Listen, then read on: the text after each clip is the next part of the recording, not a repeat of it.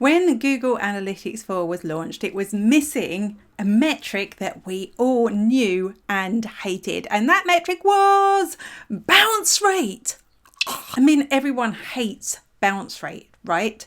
Bounce rate referred to people who would come to your website and view just one single page. They could have spent ages on your site. They could have scrolled all the way down and spent ages reading. They could have watched a video. They could have listened to a podcast. But because they only looked at one page, it was considered a bounce. It was considered useless traffic. And Google Analytics fixed that.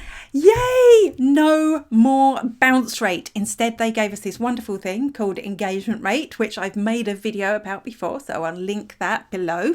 But now bounce rate is back.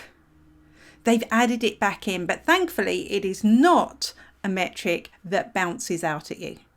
Do you see what I did there? It's not the same thing as that old horrible bounce rate. In fact, all it is the opposite of engagement rate, which means that now if somebody scrolls through your whole page, that is no longer considered a bounce. If somebody watches a video or listens to a podcast, that is no longer considered a bounce.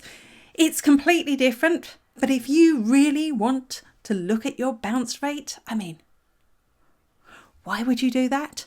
I'm going to show you how. From the home screen, go to Reports, then Engagement, and choose the Pages and Screens report.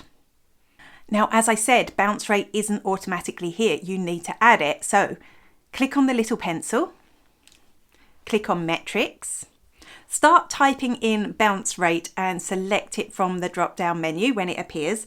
And then you can just pick that up and move it higher up the page so it's easier for you to see it in your report. And now click Apply. Oh dear. As you can see, my bounce rate is still high, but nowhere near the 80% that it used to be in Universal Analytics.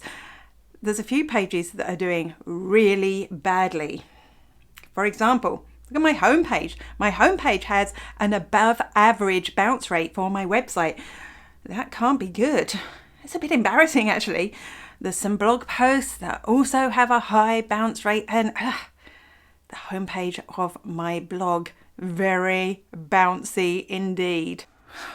What am I going to do about that? I guess I need to look at those pages that I'm getting a high bounce rate on and try and work out why. Is it that the content's just bad? Is it that they're not meeting expectations when somebody clicks through? Is it the source of the traffic? Maybe it's just spam bots. I need to go and investigate.